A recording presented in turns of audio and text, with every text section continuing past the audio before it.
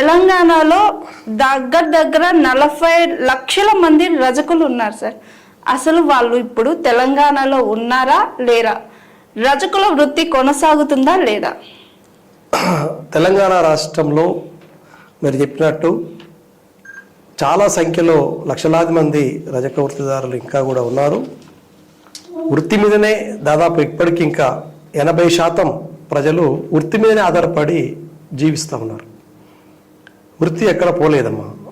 మిగతా వృత్తులు కొంచెం అప్ డౌన్ అవుతున్నా రజక వృత్తి మాత్రం ఇప్పటికి కూడా ఇంకా ప్రజలతోటి అంటిపెట్టుకునే ఉంది. సమాజం లోపట సాంప్రదాయాలు, ఈ బ్రాహ్మణికల్ పెళ్ళిళ్ళు, పేరంటాలు, చావులు ఇవన్నీ ఏవైతే సాగుతూ ఉన్నాయో అది ఇంకా కొనసాగుతూనే ఉంది. ఇప్పుడు రజకులు లేకుండా ఏ పెళ్లి జరగదు. ఇప్పుడు లగ్గం పూలు పోయాలన్నా, తలంబ్రాల బియ్యం పోయాలన్నా, అదేవిధంగా అక్కడ మామిడాకు కట్టాలన్నా, పెళ్లి పత్రికలు ఇవ్వాలన్నా ఇదంతా కూడా రజకులే చేయాలి. ఇప్పటికీ ఆ సాంప్రదాయం గ్రామాల్లో ఉన్నది.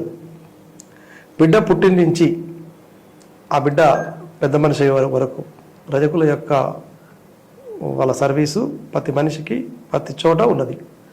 చావు అయితే కూడా అంతే. ఇప్పటికి మన తెలంగాణ జిల్లాలో చావు అయిన ఇంటికి సంబంధించినటువంటి ఏవైతే అక్కడ మనిషిని అంటే పీనియని తీసుకెళ్ళిన తర్వాత, శవాన్ని తీసుకెళ్ళిన తర్వాత ఆ ఇల్లు ఊడ్చే బాధ్యత రజకులది. ఆ పని ఎవరు చేయరు. నువ్వు ఆ పనికి ₹1,00,000 ఇస్తానా రారు, భయపడతారు. చావు అయినటువంటి చావు ఏదైతే శవాన్ని అక్కడి నుంచి తీసిన తర్వాత ఆ ఇంట్లోకి వెళ్ళాలన్నా, ఆ ఇల్లు అక్కడ చేయాలన్నా కూడా ఏ రక్త బంధువులు రారు, ఎన్ని డబ్బులు ఇచ్చినా ఎవరు పని చేయరు. అంత పనిని ఇలా రజకులు చేస్తారు. దానికి ఏం పెద్దగా కట్నమే ఉండదు. వాళ్ళు ఎంత ఇస్తే తీసుకోవాలి. అట్లాంటి పనులు మేము చేస్తాం. తర్వాత వాళ్ళు చావు అయిపోయిన తర్వాత వచ్చేటప్పటికి మళ్ళీ ఆ ఇంట్లోకి వెళ్ళేటప్పుడు కూడా ఒక రోకల బండి అని తెలంగాణలో వేస్తారు. అది రజకులు వేయాలి. ఆ తర్వాత మళ్ళీ 3 వద్దులు 5 వద్దులు దినం రోజు కూడా వాళ్ళ బట్టలు ఉతికే పని కూడా మాదే ఉంటుంది. ఈ రకంగా చచ్చిపోయినటువంటి కుటుంబ సభ్యులతో సమానంగా మేము కూడా వాళ్ళతో ఉంటాం. ఆ కుటుంబ సభ్యులతోటి నీళ్ళ మునుగుతాం. ఎన్ని పనులు చేస్తుంటారు రజక వృత్తిదారులు. ఆ పనులకు వేరే వాళ్ళు రారు.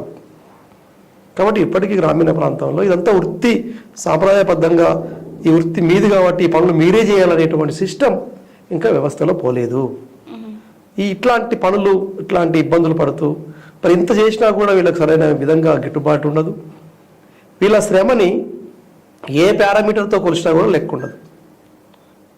వీళ్ళు చేసే శ్రమకు ఎన్ని పారామీటర్లు గీసినా కూడా వీళ్ళకి వేతనం రాదు. కనీస వేతన చట్టం కింద కూడా రాదు. అంటే ఇలా ఒక కూలి 1 గంట పని చేస్తే, మట్టి పని చేస్తే ఎంత ఇవ్వాలి, అదేవిధంగా రాళ్ళు కొడితే ఎంత ఇవ్వాలి, అనేక రకాలుగా కొలతలు ఉన్నాయి సమాజం కార్మిక చట్టాలు. కానీ ఇట్లాంటి కార్మికులకు, ఇట్లాంటి వృత్తిదారులకు ఏ చట్టాలు వర్తించవు. కాబట్టి వెలకట్టలేని చాకిరి ఈ సమాజానికి చేసే వాళ్ళు ఎవరైనా అంటున్నారంటే అది రజక వృత్తిదారులే. అంత శ్రమ చేసేటువంటి పరిస్థితిలో ఇప్పటికీ తెలంగాణ రాష్ట్రంలో లక్షలాది మంది ఈ వృత్తిని నమ్ముకొని బతుకుతున్నారు.